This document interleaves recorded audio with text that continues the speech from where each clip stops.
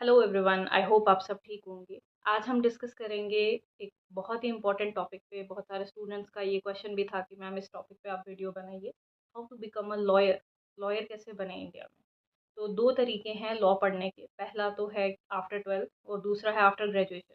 पहले हम बात करेंगे ट्वेल्थ के बाद लॉ कैसे पढ़ा जा सकता है।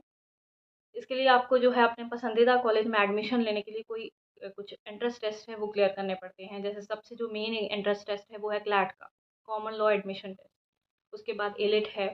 उसके बाद लॉ स्कूल एडमिशन टेस्ट है। ऐसे ही बहुत सारी यूनिवर्सिटीज़ हैं, उनके अपने कोई टेस्ट होते हैं, एंट्रेंस एग्जाम। वो आपको क्लियर करके आप अपने पसंदीदा कॉलेज या यूनिवर्सिटीज़ में, जैसे top university national law universities हो गई, वहाँ पे आप एडमिशन ले सकते हैं। दूसरा, ये 5 साल का इंटीग्रेटेड कोर्स होता है, बीए एलएलबी। वो स्ट्रीम पे डिपेंड करता है, जैसे आपका 12th के बाद क्या स्ट्रीम है, 12th में 11 12th में क्या स्ट्रीम है, वो उस पे डिपेंड कर सकता है। आप बीए एलएलबी कर सकते हैं, बीबीए एलएलबी कर सकते हैं, बीकॉम एलएलबी कर सकते हैं। वो डिपेंड करता है कि आपका स्ट्रीम कौन सा है। उसके बाद जो दूसरा तरीका एलएलबी करने का है वो है आफ्टर ग्रेजुएशन, यानी कि आपने ग्रेजुएशन कर ली अपनी 3 साल की और अब आप 3 साल का लॉ जो है वो कर सकते हैं।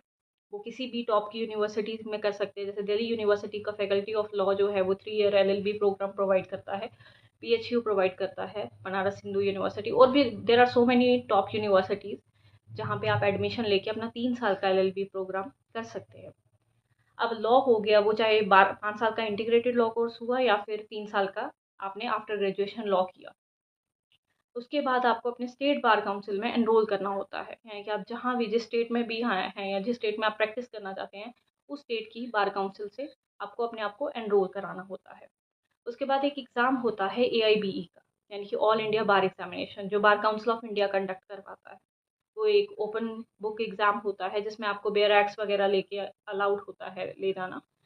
वो आप साथ में लेकर जो है वो एग्ज़ाम क्वालिफाई नेचर का होता है। जैसे वो एग्ज़ाम आप क्लियर कर लेते हैं, उसके बाद आप जो है वो सर्टिफिकेट ऑफ प्रैक्टिस के लिए आपको जो है अप्लाई करना होता है। और जैसे आपको सर्टिफिकेट ऑफ प्रैक्टिस इशू हो जाता है, उसके बाद आप एलिजिबल हो जाते हैं देश के किसी भी कोने में लॉ प्रैक्टिस करने के लिए। तो ये प्रोसीजर है इंडिया में लॉयर बनने का। आई होप ये वीडियो आपको हेल्प करेगी या इन्फॉर्मेटिव लगी होगी। Thank you so much.